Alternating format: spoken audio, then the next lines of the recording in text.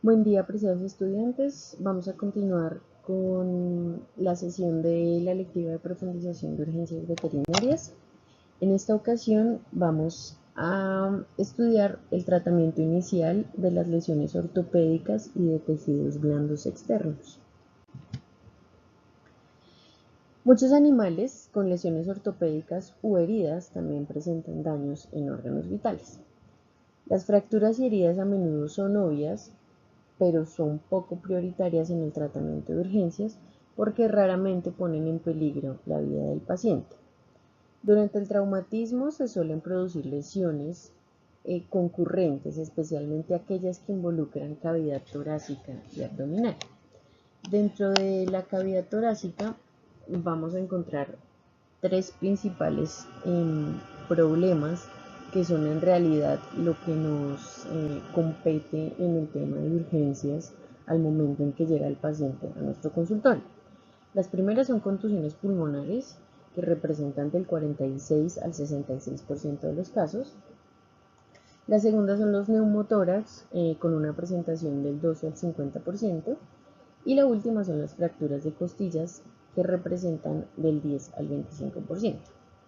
Estas tres principales causas de contusiones torácicas son a las que nos tenemos que fijar en el momento de la consulta. Sin embargo, hay algo muy importante por encima de todo, que es si el animal está en estado de shock.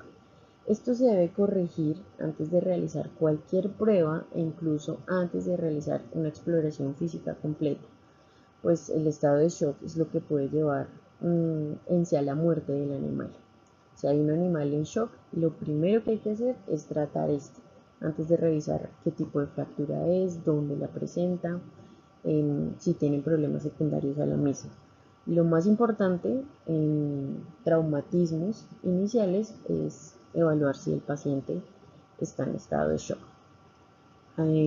Aquí van a ver un diagrama que representa los porcentajes de fracturas más usuales cuando estamos en traumatismos.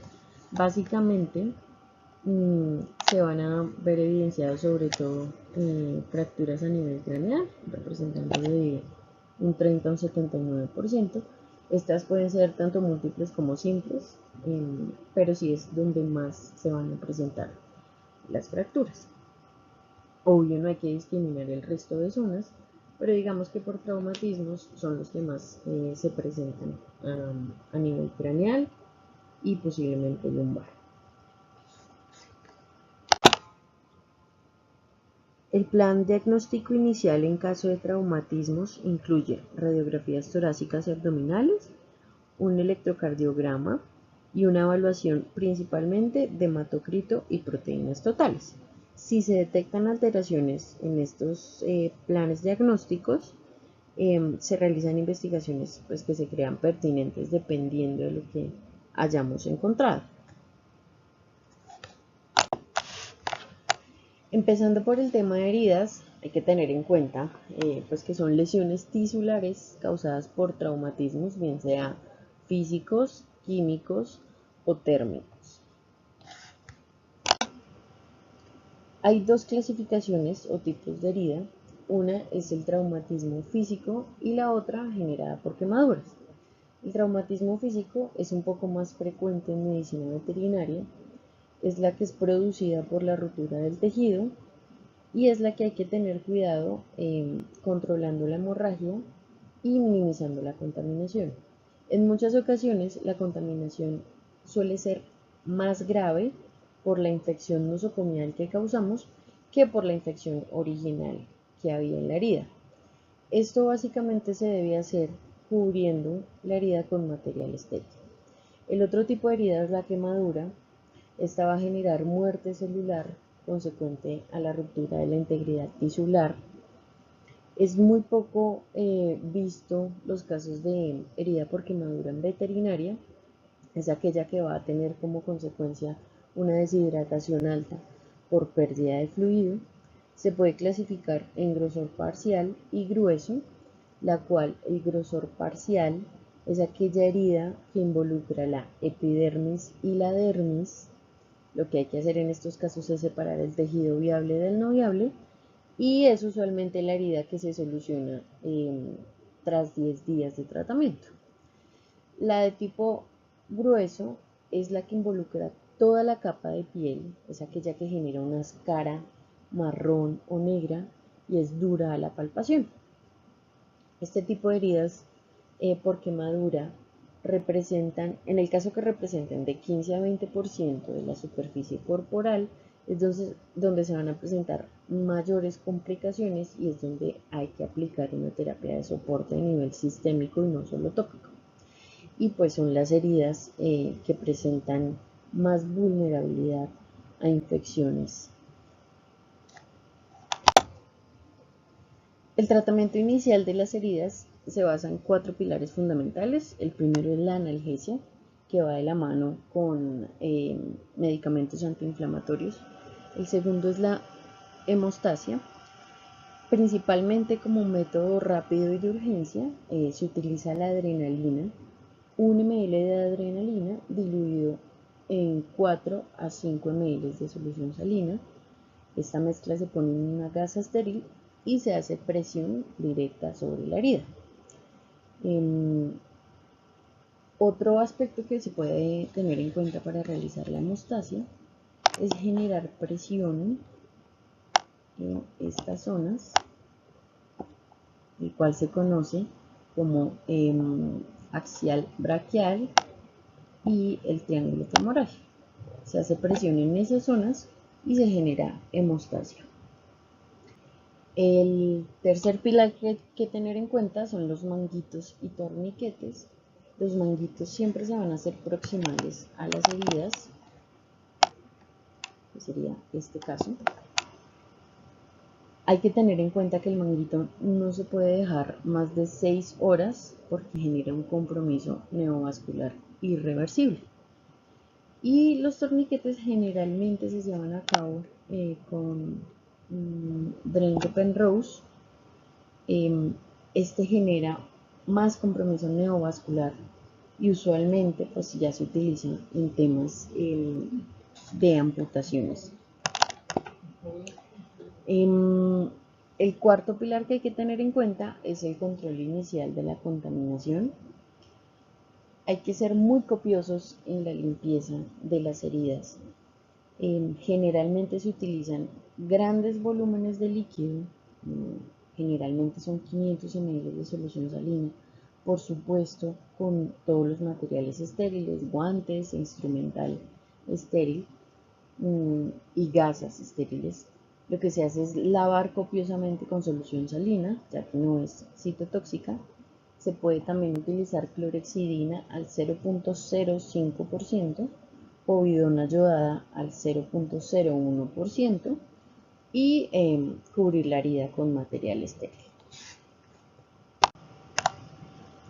Con respecto al tratamiento de las heridas generadas por quemaduras, lo primero que hay que evaluar es el estado de deshidratación, el estado de anemia, hipoalbuminemia, la función cardiovascular, pulmonar y renal, que son generalmente las fallas multiorgánicas que se presentan cuando hay una herida por quemadura que compromete de 15 a 20% de la superficie corporal del paciente. Por ende, hay que evaluar esto y empezar a instaurar una fluidoterapia agresiva. El tratamiento de las heridas a nivel tópico usualmente se hacen rasurando toda la zona que está con la herida y la piel subyacente a la misma, es decir, la que está relativamente sana. Se hace una limpieza copiosa con cloruro de sodio 500 ml, debridando todo el tejido muerto, generando sangrado de la piel sana. Y hay que tener en cuenta que las pieles necróticas tienen muchas posibilidades de infectarse y no penetran antibióticos sistémicos. Entonces, en esos casos, toca utilizar antibióticos tópicos como la sulfadiazina de plata. Entonces, una vez hagamos esta limpieza copiosa, vamos a utilizar este antibiótico tópico y vamos a cubrir la herida. Es muy recomendable hacer cultivos y antibiogramas, sobre todo a las heridas que son profundas y que afectan al músculo, que generan un daño tisular grave o que el tejido está muy poco viable, es decir, que es un animal inmunocomprometido. Entonces siempre es recomendable hacer cultivos y antibiogramas de la misma. Vamos a continuar con los vendajes musculoesqueléticos más utilizados en urgencias. Hay que tener en cuenta que estos vendajes que vamos a ver son un método primario de atención. Sirven para la inmovilización de algunas fracturas, para la coaptación temporal de extremidades con traumatismos graves y como fuente de protector posoperatorio y algunos tejidos reparados. El primer vendaje que vamos a estudiar es el vendaje con almohadillado blando. Es uno de los vendajes más utilizados en medicina veterinaria y es uno de los más versátiles. Se utiliza como soporte o protección de tejidos blandos. Lo que hace es limitar la movilidad. No inmoviliza, pero sí limita la movilidad de una articulación en particular o de una extremidad de forma moderada. Siempre hay que evaluar y dejar libre el tercero y cuarto dedo para evaluar la circulación de la extremidad. En el caso en que veamos dedos fríos o edematosos, estamos frente a un vendaje un poco más apretado de lo recomendable. Esto quiere decir que hay una obstrucción vascular. Debemos retirar el vendaje y realizarlo nuevamente. El segundo vendaje es el vendaje Roberts-Jones. Este vendaje es un apósito de soporte de gran almohadillado. Lo que va a generar es una estabilización temporal de fracturas o luxaciones que se encuentran bajo el codo o la rodilla. Este tipo de vendaje minimiza el edema de los tejidos blandos. Lo que va a generar es una presión uniforme en toda la extremidad debido al gran volumen de algodón que se utiliza.